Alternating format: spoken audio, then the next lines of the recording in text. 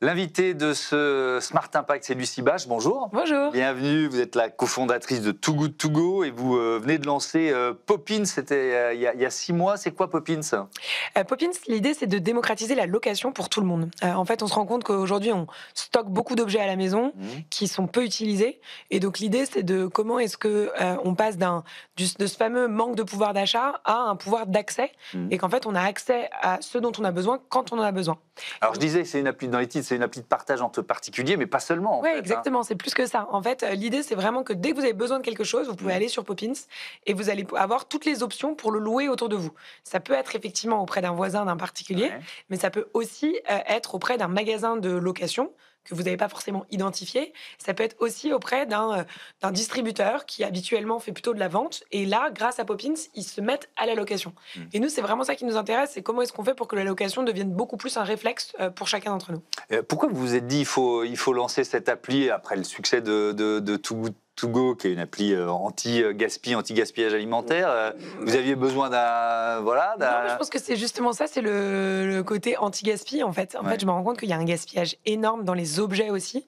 Et le nombre de choses qu'on stocke chez nous, l'ADEME nous dit qu'on stocke 2,5 tonnes d'équipements à la maison en moyenne par foyer, ce qui est complètement fou. Oui, on a trouvé ce chiffre. Les Français estiment qu'ils ont plus de 36 objets chez eux dont ils n'ont pas l'utilité. Alors, je pense qu'on va tous pouvoir, en sortant de l'émission, faire le jeu et regarder chez soi ce dont on se sert quasiment jamais. C'est ça, l'histoire. On a tellement de choses qu'on n'utilise pas et qui peuvent déjà rendre service à d'autres et générer un complément de revenus. En fait, si on loue 2 objets par semaine sur Poppins, on peut se faire en moyenne 130 € par mois.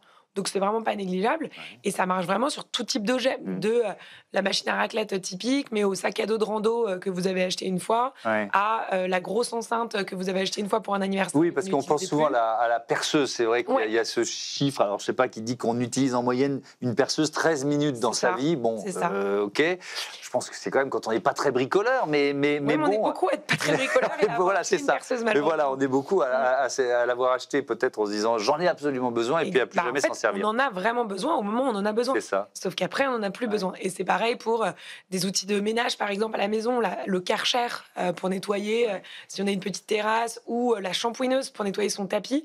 C'est des choses qu'en fait, on va utiliser peut-être une fois par an, grand max, qui prennent en fait beaucoup de place, qui coûtent cher à l'achat. Une shampouineuse, c'est 250 €. Sur Poppins, ça coûte 10 €. Et donc, c'est vraiment cette idée aussi d'économiser, de se remettre dans une consommation qui a du sens et puis de se rendre service les uns les autres. Est-ce que c'est une offre qui existait déjà? Est-ce qu'il y a des applis de location comme ça? En fait, on est beaucoup déjà à avoir le groupe WhatsApp dans l'immeuble, à se partager les choses, à avoir, par exemple, les jeunes parents aussi. On sait que quand on est jeune parent, on doit acheter des nouvelles choses tous les 3 mois parce que les besoins du bébé évoluent. Et ben là, typiquement, on peut aller chercher son lit parapluie, son chauffe-biberon directement sur Poppins. Et donc, il y avait déjà plein d'initiatives locales. Nous, l'idée avec Poppins, c'est de devenir vraiment l'agrégateur de toutes les options et puis de généraliser cette super pratique, en fait, qui est vraiment gagnant à tous les niveaux. C'est ce qu'on appelle l'économie d'usage. Oui, exactement. Est-ce qu'on est prêt? C'est-à-dire que je vous entendais parler des jeunes parents. C'est vrai qu'il va y avoir des jeunes parents qui vont avoir une réticence à utiliser un objet qu'a déjà utilisé par une autre famille, par un autre bébé, quoi. Alors moi, je suis persuadée qu'on est prêt pour 2 raisons. D'une part, il y a quand même des énormes acteurs qui sont passés par là. On est prêt à partager sa maison sur Airbnb ou sur Home Exchange. On est prêt à partager sa voiture en utilisant BlaBlaCar ou GetAround. Donc franchement, ces objets du quotidien, pourquoi pas? Et puis l'autre raison, c'est qu'en fait, on n'a plus le choix, quoi. On est coincé entre le fin du mois, fin du monde. On n'a plus de pouvoir d'achat.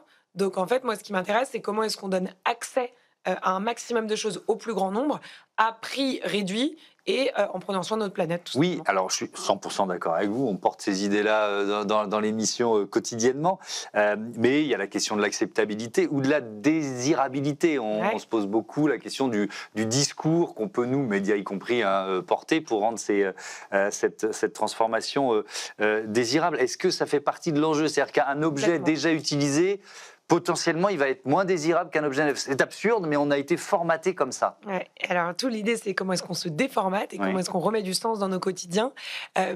Moi, je suis persuadée qu'il faut aborder une consommation plus responsable et une transition écologique de façon joyeuse. Pour moi, c'est hyper important. Le slogan de Poppins, c'est « posséder moins, profiter plus ». Et c'est comment est-ce qu'on se dit pas, si je veux être raisonnable, la fête est finie, mais au contraire, la fête est plus folle. Typiquement, vous organisez votre anniversaire, au lieu d'utiliser votre petite enceinte de d'habitude ou d'aller acheter une grosse enceinte, en fait, vous allez sur Poppins et vous allez non seulement pouvoir louer une grosse enceinte, mais aussi une machine à fumer, une boule à facettes, une machine à bulles. À la fin de l'événement, vous ramenez tout. Ça vous a coûté un tiers du prix que la grosse enceinte vous aurait coûté et vous stockez rien à la maison. Donc, c'est vraiment cette idée de comment est-ce qu'on redonne envie aux gens de changer leur consommation. Ouais. Est-ce que vous voyez des grandes marques qui sont quand même en train d'intégrer cette idée? Je pense à Decathlon parce que elle commence, alors c'est pas la partie la plus importante de son chiffre d'affaires, mais à proposer effectivement une économie d'usage plutôt, un modèle circulaire plutôt que de la possession. Nous, ça a été la très bonne surprise au lancement. Énormément de grandes marques nous ont contactés, que ce soit les Fnac Darty, Leroy Merlin, Decathlon, Castorama, etc. Donc qui se disent comment est-ce qu'on se met à la location, parce qu'effectivement il y a énormément d'objets qu'on vend qui seraient mieux à louer, et même les supermarchés. Typiquement, aujourd'hui, on travaille avec Bio C'est Bon, qui vous propose de venir louer une machine à raclette, une tireuse à bière et des boules de pétanque chez eux. On travaille avec Carrefour, on travaille avec Leclerc.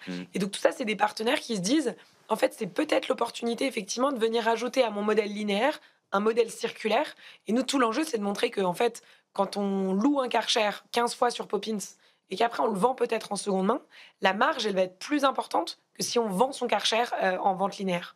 Et donc ça, moi, c'est des sujets qui m'animent énormément, parce que si on peut emmener toute l'industrie du retail c'est plus le même levier, vers un modèle circulaire, là, on peut vraiment craquer les choses à large échelle et changer en profondeur nos habitudes de consommation.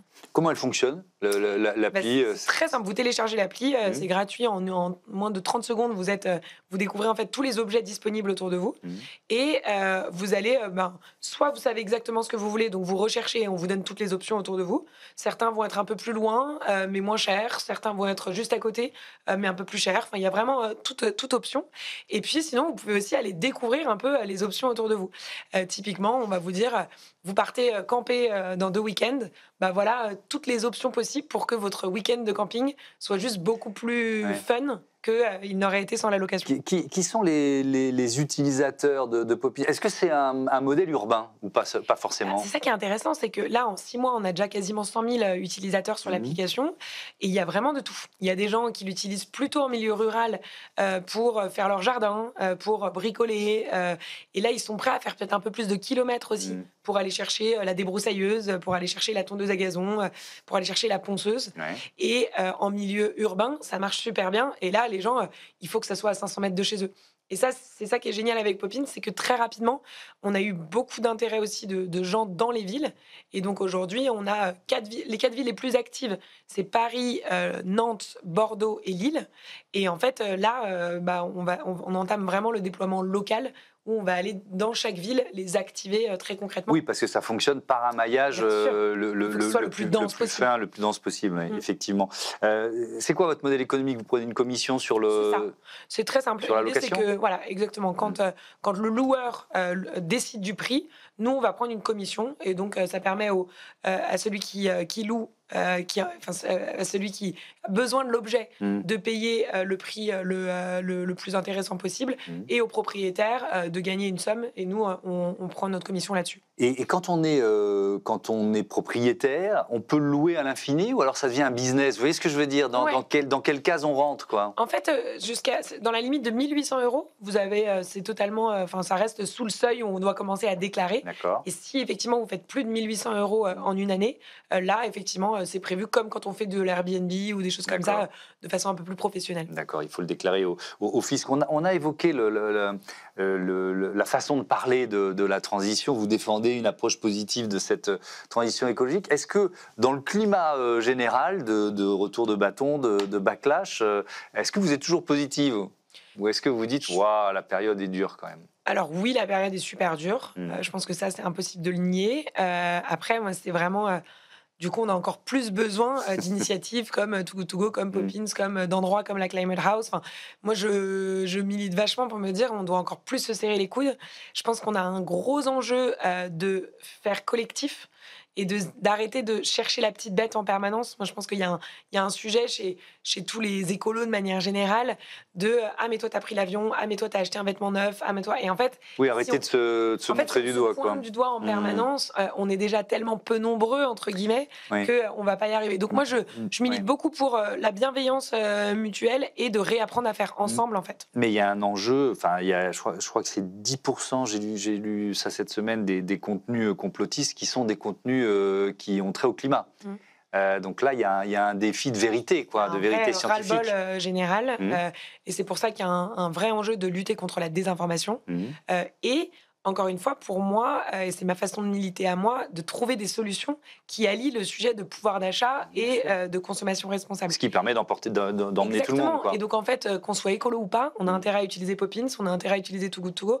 Et moi, c'est ça qui m'intéresse, c'est de me dire que les gens vont le faire pour une raison ou pour une autre, mais ils vont le faire, et ça fera du bien à tout le monde, en fait. Too Good To Go, ça marche toujours aussi bien? Ouais, très bien. On vient de lancer l'Australie et la Nouvelle-Zélande. On s'apprête à lancer le Japon.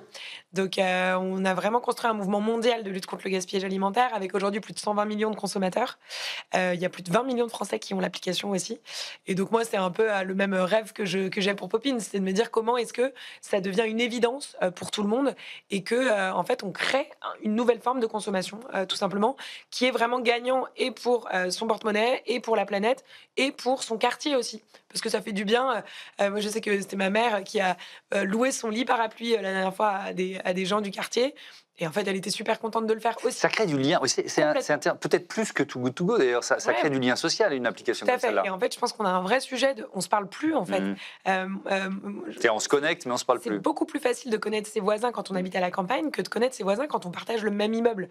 Et ça, c'est fou. Et donc, c'est hyper important que le digital joue aussi un peu ce rôle de tiers de confiance. Nous, sur Poppins, on a la protection Poppins, par exemple. Et donc, les gens, ce qu'ils n'oseraient peut-être pas faire en direct, ils osent le faire via l'application, mais ils se rencontrent. Et ça, c'est le plus important qu'on puisse souhaiter à tous, de préserver le lien social entre nous. Merci beaucoup, Lucie Bache, et à bientôt sur Be Smart for Change. On passe tout de suite à notre Zoom. On va parler du bio et de la restauration collective.